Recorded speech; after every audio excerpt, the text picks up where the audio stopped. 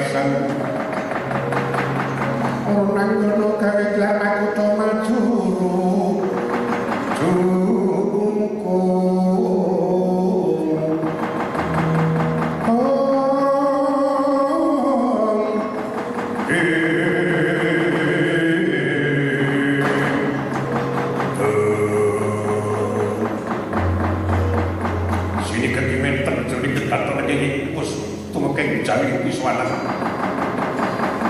Sang Topo Begawan Durna ngawe para putra Kurawa.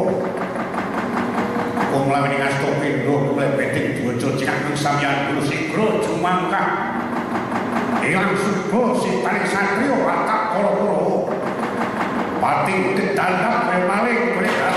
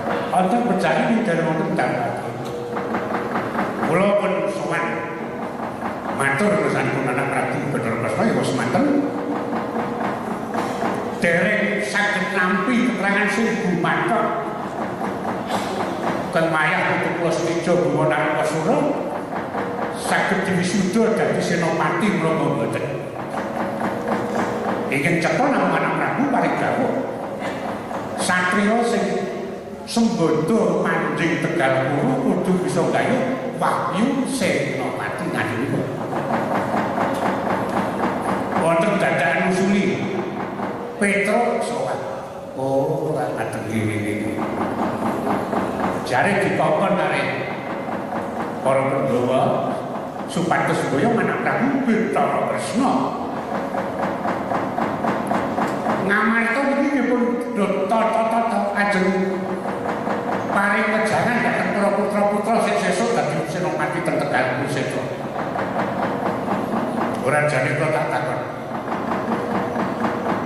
Kok dadi sampean ndumbani karo Trakasura nggih mongko Trakasura niku ora urusane dhewe. Ajeng gayuh kalenggan senopati ning tegese niku ora mung maguwan kalih ramane anak Prabu Ndrawati lan para Pandhawa kok dadi sampean campur tangan. Wah, sampeyan ora ngerti politik. Goblok banget. Mbok iki sing rada cerdas. Ngene iki. Kula jane pun duwe batin-batin nek Trakasura itu ora bakal ditampa dijejerke dadi senopati niku Ngamarta. Nah, nek niki mangke sejane Trakasura niku dadi senopati Ngamarta ora ditampa to, ajeng kula gunake. Wong sesuk antane Kresna kali Duryudana niku pangkate padha. Oh, padha kapten. Oh, nggih. Mriko Bibata kok Bibata. Yen Trakasura ora dienggo karo Kresna mangke diplonggo ben ngilangi Kurawa. Nek Kurawa diremangi Trakasura pun mangke Kurawa rasa kepandang ben bocah niki sing kepandang rampung iki. Lah dasare napa? Nah, tenan sampeyan jan ketok nek goblok kan. Trakasura niku senajan padha dene menungsa ning dheweke niku duwe Haji Pancasanya. Kena lara ning ora iso mati, jare. Nek Trakasura niku dadi jagone Kurawa apa tenan. Mesti entek Pandhawa, entek para putra-putra Ngamarta ora ana sing mari tanding karo putu kula. Apik tenan. Nggih. Niki ngati-ati mawon mergo pancen niki mangke kurang bejane ana perkara sing mbebayani kata. Pun mangke kula tak glembuk kali Bathara Kresna. Wis sakniki sampean tata-tata Kurawa didhawuhke sing cetha dadi pepalange anggen kula. Bapak Sija mung ana kawan Petruk tanpa bos. Petruk kudu cilik digawe lara gedhe dipateni. Wah nek Mbak Petruk mangke bocah-bocah mesti merantasi. Sepiro banggane Panakawan. Arangaten pun Kartomarma Dursasana ditraksa-ditraksi bergempa durmuka dikandhani. Berangkat Petruk. Nggih, Kartomarma bawahan siaga tata-tata. Sing dadi pepalang ora ana loro genep telu ya ku Petruk kantong golek. Bandanen syukur gawe pati. Sesuk aku pangan guru bisa lakon napa kanugrahan dundake pangkat warmaten. Yen ngoten kepareng pamit kula panggihane para kadhi.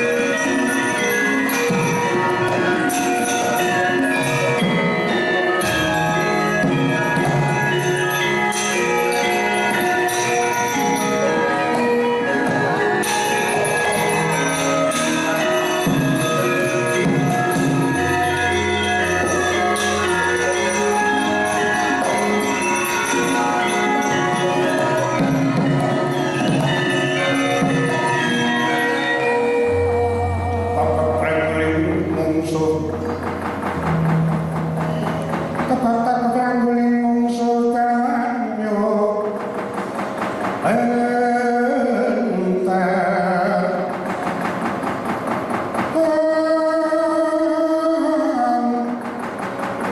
masih sang rumang saya berulang kuno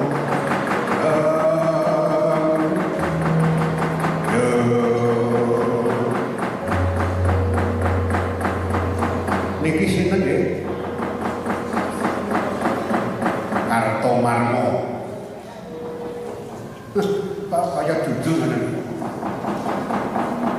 sampean melu perawatan apa dadak kagian ngurus oke apa niku seneng sih wonten dawuh napa sing paling pendidikan kali kula terus tinggal binan Broto wau Drapasura lan dadi niki Kurawa sing nemoni kula niku kersane pripun betul nun sing cetha tukang mriki putraku Drapasura wis ganggu rasane marang para Kurawa oh ora ngatengi lajeng sing cetha kuwi kali kembali apa mergo kalban iki Koko Prabu bakal dicambi pengendikane marang putraku Drapasura dadi Petro kudu ngurungke kan boyong Koko Prabu kula niku sawanten Darawati wonten sing paling dawuh kudune ya sing Darawati apa Sentana apa larine ya secaki umpamane niku kula saged nampi nek sampeyan kita siji Kurawa loro Drapasura nah dereng saged ajeng bengak-bengok niku ya kula kuping niki terus kula lebu ten-weteng niki kula dengke terus mriku wis ora ana apa-apa wah saya kurang ajar wis ora kembali boten kula wangsul sing dawuh piantun Darawati berbuku watok lan baju takut yo pecah sira kok mriki ajeng jajar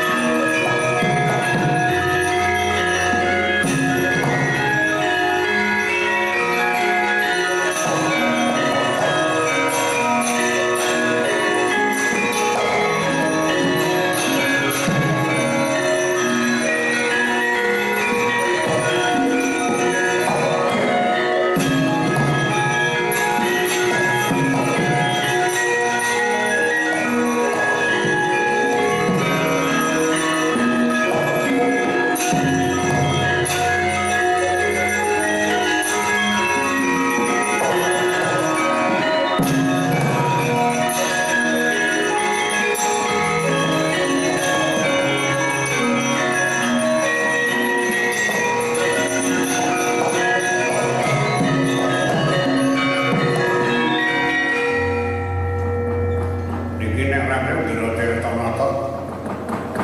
Iya Petruk narakan. Terus pundi Den? Tak sawang sokaduan tandang pancen ewak-ewake. Kartoman mundur mergo kalah tanding karo kowe. Nek jane iku ya ora kalah, jane iku mung kurang lipet. Tak tonton sokaduan wit dateng godho ora gawe rasa. Sing ngomong sapa? Dampet. Amarga niku kulino ngampet kok. Mung kula niku jan-jan iki iso ngoten niku, niku kurang prihatin, iki kurang laku dadi mung lara sithik iki bengak-bengok niku. Nek jane padha mangkon kok nggih rasa ning kula ampet sam barang lir niku pinter le ngampet ta. Orang menggayani ya. Saya ikut tanding kalau kami panggil ini. Neli tanding ini saya iso wae kejaba rasane sing ra tekan teng indune raga kita. Ken tekan ning ragate ra tekan ora sida, kita. Ning kepara ragate ra duwe, ning iki duwe keinginan dumadi gitu. Terus iku aja yo gampange dumeh. Nafsune ono. Arep nafsune ora dicecekel, ora kelakon. Sing apik iki ya niate ono, yo ana kancane sing bosi mawat dadi tenan. Samu barang lagi mau biaya gratisan. Tanding perang, angge padha mawon. Kula niku ngingati perasaan kan. Nek kula kene tanding kali sampean niku rasa sing tekan. Nek mung kali disosana Kartomarma niku tak anggap musuh tenan. Ning senajan sampean niku leman ngestina kita. Ning ten rasa niku ten bedane. Kula niku nek nyawang sampean iki kaya-kaya ki nyawang kali ndoro kula putra-putra Pandhawa. Sampai ini sekolah ngarep dan persis keturunan dari Gatotkaca yakin itu berngose wah mbaknya tenang ini sekolah ngiringan kaya putra Ndaratarja iya tohe pojo tandane kaya kengrani Ndara Bratasena sekolah ngarep kaya dari Gatotkaca sekolah mburi kok Mbak Timbul lami bisa ora benar ora. Jadi riki sing ora iso lakoni tenan. Apa kelakon nek rudo paripeksa. Nah nek rudo paripeksa monggo niku sing lakoni sampean. Ning umpama kejadian kerengan gitu. Nek nganti tangan kula cilik jiwit gedhe jotos sing wajar tangan kula. Nang batin ora iso dapusi. Wis rasa kakek wis sing cetha kowe gelem bali apa ora? Purun wangsul nek sing dawuh wong Ndarawati mboten mawon. Ora pecah sira.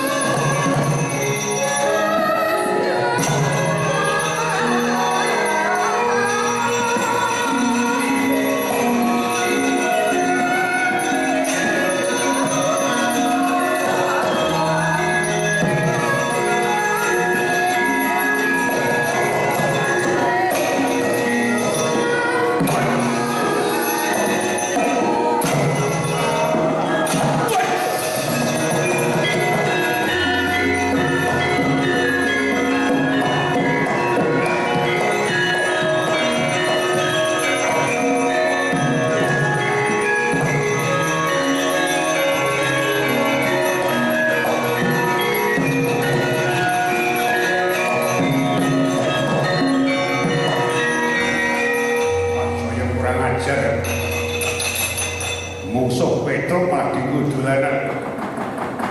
Petruk, non? Ora kowe iki jane manungsa krandingan apa? Dadi tak jirotos kok tanpa kok rasake nyandak bagian madu batapike. Lelakon apa lah kok dadi nyolong di temen iki ngono kawan. Akhir iki bingung ora.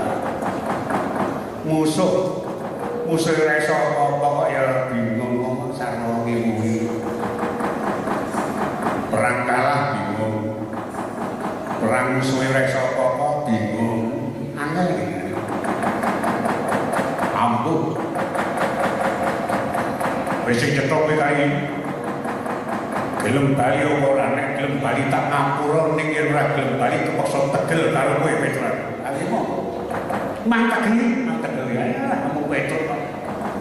Urip ya ora gunane. Temparan ya wis nyempet mripate sedulur ten omah ya ora kajen sak wite-wite. Senengane dikasani bojo. Aku nyekel bodoh Petrus. Angger monggo. Mangkeproke sirah kula ajenge. Monggo nek mati ikhlas nek kadang sing mateni dudu sapa-sapa.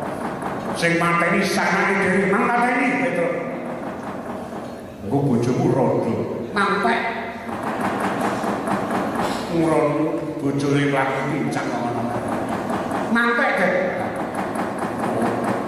Yang sepanjang rio tampanmu untuk laksanakan ini maksud pakai.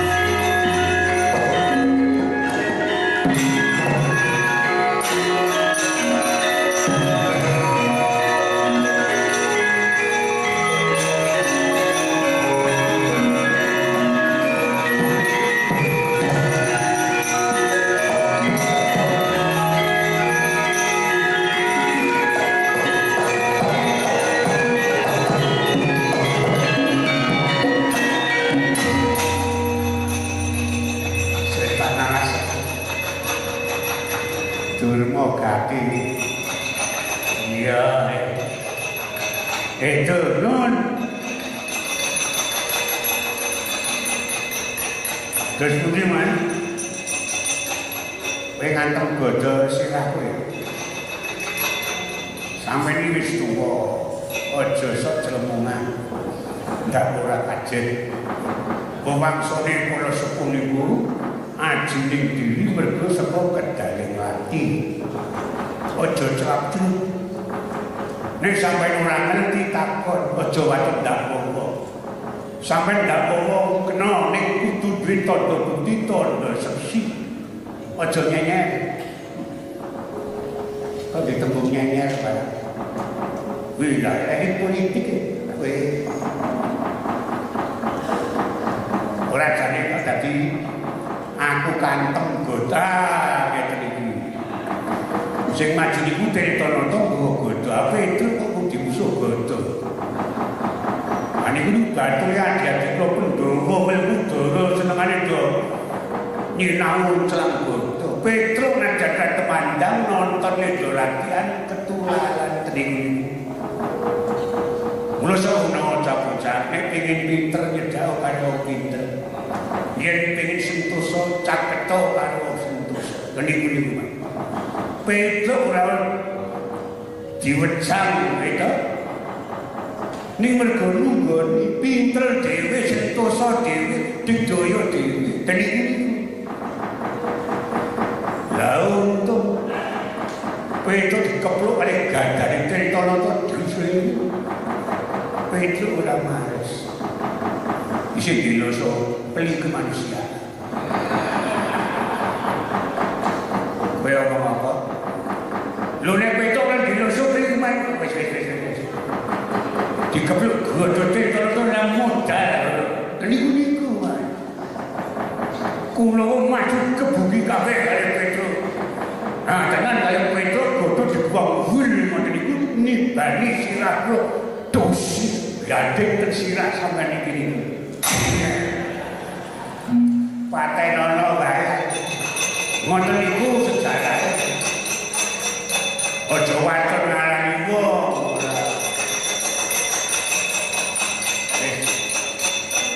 kowe ganti maju non kowe ganti maju biarane iki lho lha kok dadi takon ongkos iki kowe iki prajurit kok dudu senopati kok dudu kantene do nyambut gawe nglowak laut oke oh niki kula do ngrumasani kalah kali Petro mang tonton kok ajale Petro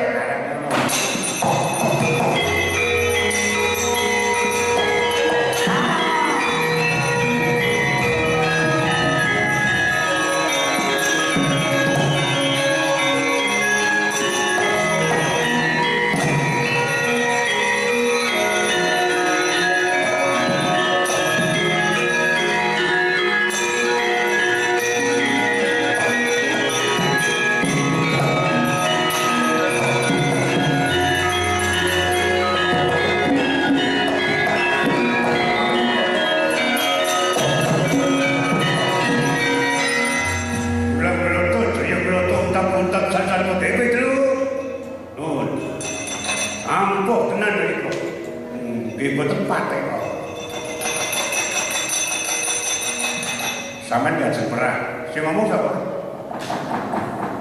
lah kanca sampean kok do ngruyuk kula niku nek aku ki tenan nek ketemu wong sing tak goleki rasa seduluran tenan ngedono karo rasa sedubriya lan angkara ning nyaketno marang rasa seduluran ben tentrem uripe oh ape-ape awak sing ora ape kok sing tentrem digawe kabeh.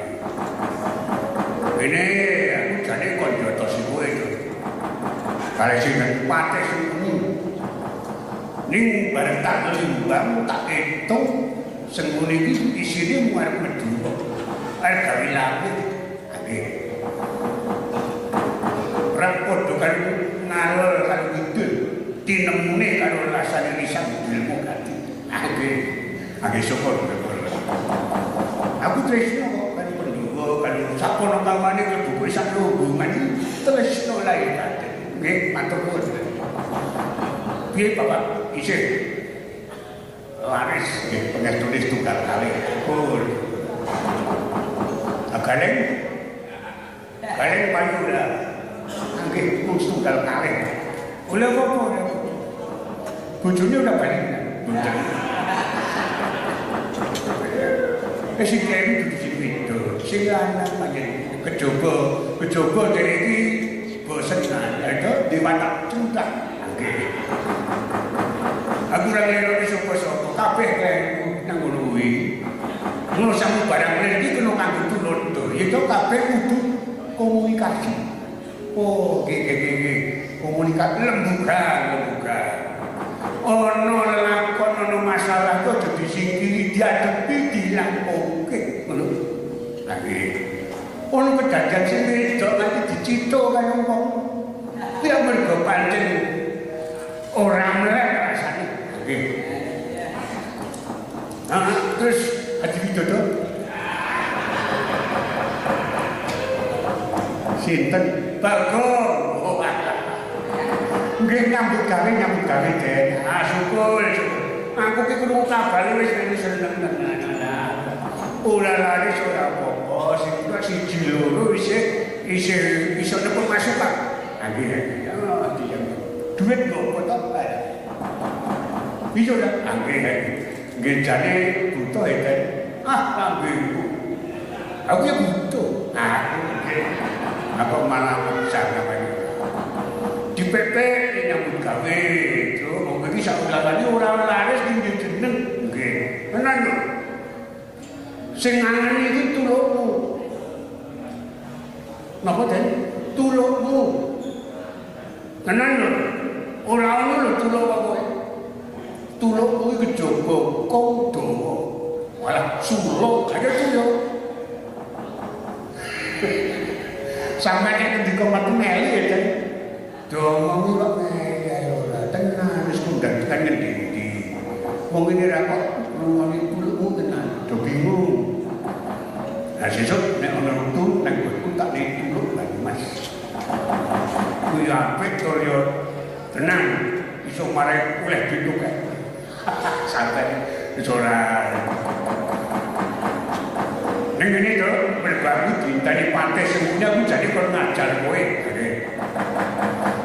Bene kono mokok mantine awake dhewe pelang ning ora tenanan. Oke. Itu wis koyo perang gas. Ora bene. Ki di shooting saka kono supaya gelem. Rebutan sertifikat aja. Masya. Ora tenanan. Ora jarak kene ora iki ora galak ati senengane. Ayo balik ini di pelapan nyambut gawe tidak sama ini iki yo gabung seni berpede wae harus kena ngapusi wong bersih desa sampeyan iki warna-warna wis marmati iki wae Prabu cukup sengkune wis marmatine nggih. Aku cekelen nggih uncalno ning dalem blok masno cengele sengkune. Oke.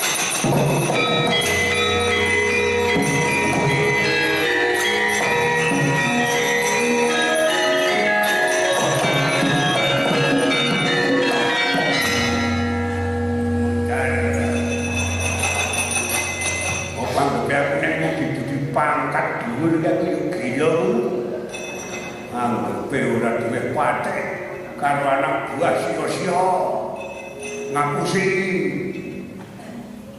motong-motong ini kan apa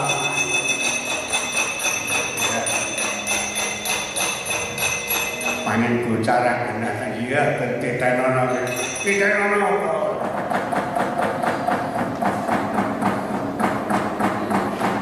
nerana aturke anggen Trokosol kok pindhon gawene wayang Mas ketiwasan ngadrakian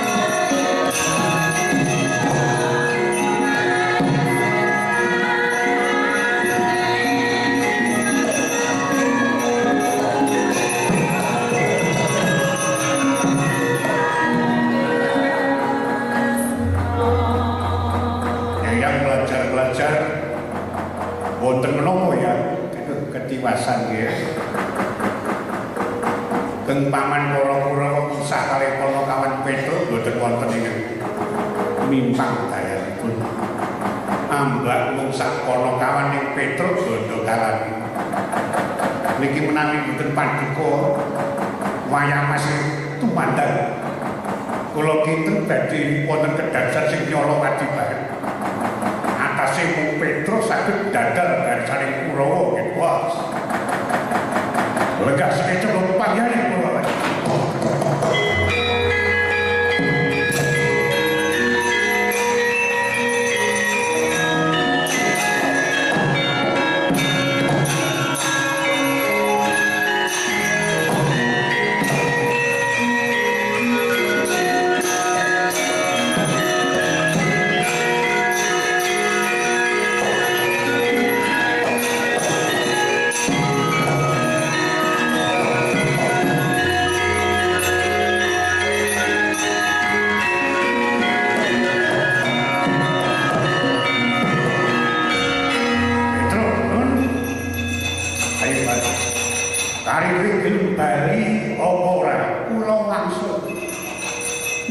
Dawuh Rama den tenan niku. Kula pun ora pindho ra wonten pisana niku atur kula. Nek sing dawuh Kang Paman napa Kang Rama pripun to pripun kula manut derek kula candhi pengendikane. Nek sampeyan sing maring dawuh den nun sewu derek saged nampi den. Ayo.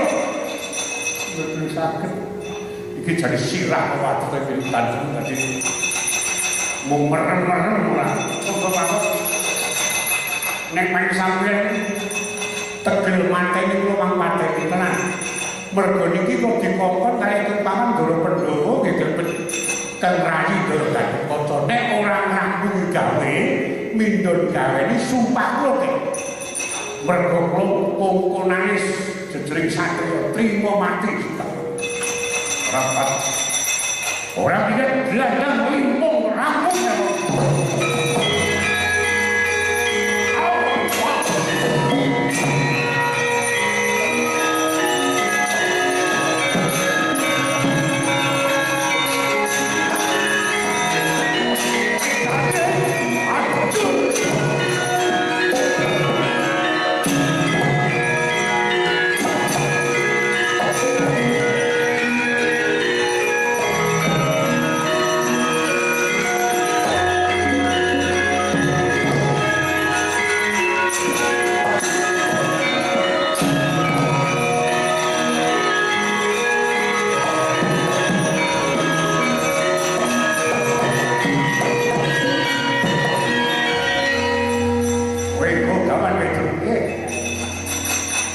gaman apa?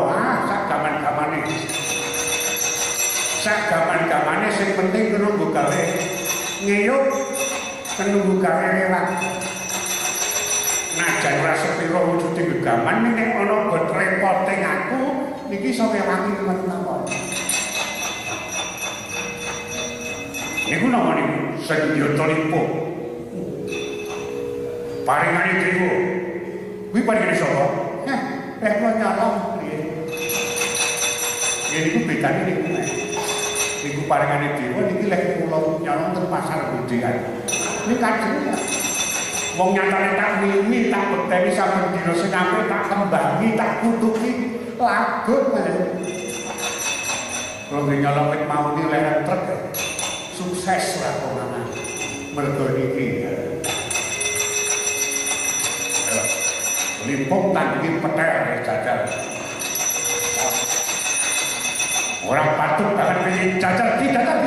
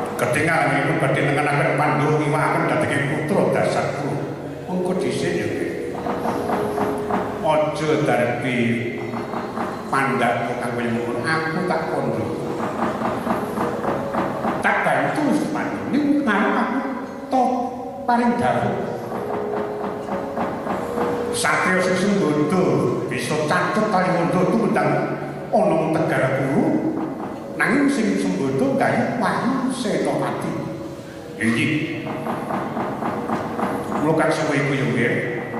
Mergo wae Senopati kuwi sing dadi pangkoso jejering dewa. Mula dikakani sego toto-toto tak larat pisuwan ngersani pukul datari durga mbok menawa kanthi lantaran iku jering sira bisa nampa kanugrahan. Lan bisa oleh gawe apa sediamu katakan.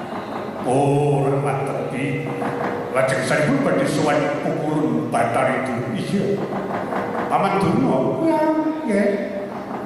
Monggo ingin maya dipun dherekaken minggah dhateng pasetran. Kula badhe punjukaken saripun pukulun batar itu nggih. Kanthi mekaten saged nampi lantaran ingin maya saged angsalaken dari Jawa Wayu Senapa.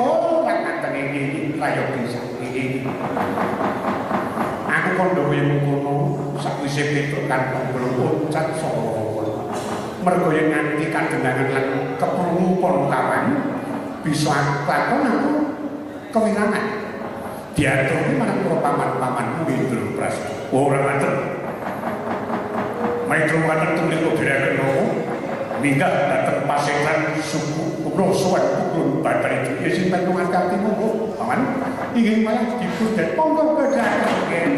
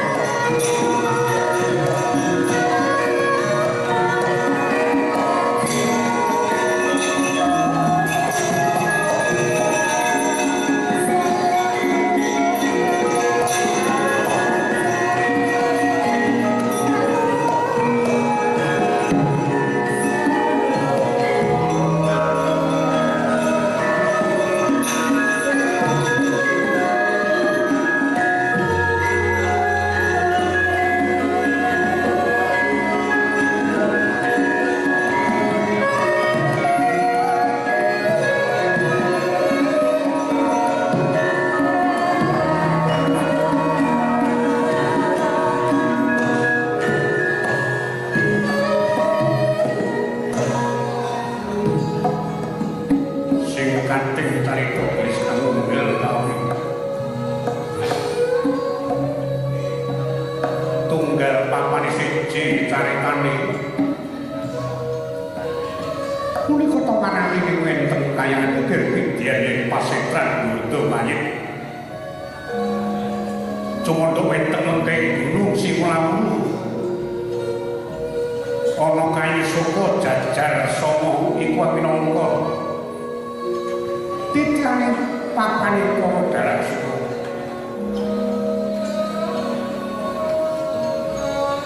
tanpa senenge musuh permendah ing saklebeting pasetran ketunggule para bajul bareng wis diwang Bathari Durga kadhep putra Sang Hyang Jaramaya namung pisanira ing wayah pitak madya padha tiga sajuga nata Ndrawati Prabu Sri Bathara Kresna daling wayah nata Traju Tresna Prastija Bima Narakasura sumawon sang tapa Begawan Durna nanging kacape lan Bathari Dupi punika ing wayah ketiga Suprangabyan Trasingkra gage ing acarane mangko cipta renggane tamu dereng kaya Sewati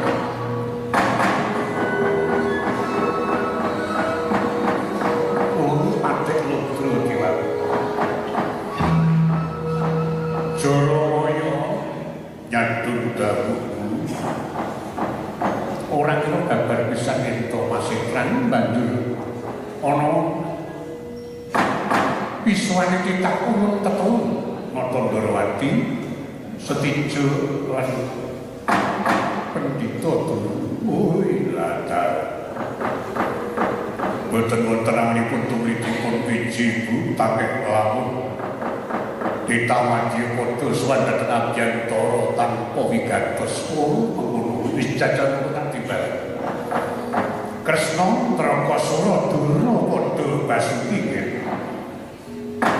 kula dan kamu bisa kalipun kulun nampi panjenengan Jawata saha Palespat Winantu Harjo Swaripati Wayah keparingan atur suwi pangukti dikunjuk sandhang padha mawat-watu ya Kresna ulun tapa semanten iki Wayah aturaken suwi pangukti Trakasura tak tampa puji pangastana tumuli tampan nggih mun kacadhung kan kalih kula pundi dhateng mustaka mugi tansah jimat paripis sekar darmanipun ukur titah ulun Trakasura semanten iki kula ngaturaken suwi pangabekti kulun ya monggo yen tak tampa pangestu ulun tampan ana kuwi mun kacadhung kan kalih pundi dhateng mustaka kejaba semiku kok sajak nyelowati temen cerita suatu munggah kaya tanpa ulun timbang kula kang semiku doyo-doyo jenengipun mangerti pengumadi surga diri Wiswana matur kanthi wijansta menawi sanjipun keparangan kunjung matur pun keparing Wayah badhe matur nang sakiku sewu kat mugi diagung pangaksara ing wayah sowan tanpa cecala langkung luwih ya wis buya dadi apa purwakanipun dipun ucap kaliyan ing wayah pun Trakasura anggenipun badhe budidaya benjang Prabu Brontasuyuda kajruna Senopati manjing wene Tegara Kuseta dados Senopati peperangan semanten gadhah tak semanten Jawata sampun paring musik saking badhe Jumaka lan Sembada wisuda dados Senopati kedah nampi kaliyan bareng Jawata ingin dipundhani pamrih Senopati ingin menika pun ingin Wayah sowan namung badhe nyusadian Tuhan iku pertegelipun pukulun batanipun kados pundi caranipun ingin Wayah saged nampi kagungan Pangestu Senopati supados saged terpan Sembada majeng wonten paprangan Bharatayuda Jaya dina mekaten Patik Rudradewa iku jeneng nerak marang tatanan sepisan perang Bharatayuda kuwi perange Kurawa lan para Pandhawa ora diparengake makuan marang sapa wae sajabane rangka apa maneh dudu Trahdarata iku jeneng marang Dawa Jawata banjur kang Wahyu Senopati Wahyu Senopati iki dudu pintane Trakasura putramu nanging dipintake marang putra Yudipati Yuditawur Gatotkaca mula kang kaya iku kaya tak kandhane kaya dene dirangsang kula digayunipun mapan iku dudu pintane Trakasura sampeyan ngerti kula saestu badhe nyuwun adili para Jawata awit ing Raos wonten niki Jawata kadung dibintak-bintakaken darbi Raos dan Cindhe panjenengan kula niku yen titah Jawata Gatotkaca yen titah Jawata sami-sami titah gadah pambudidaya lan gadah pandu kene menapa Jawata sajaipun isih kedah kadang pun Gatotkaca yen kedah dipunika lajeng wonten pundi raos adile para Jawata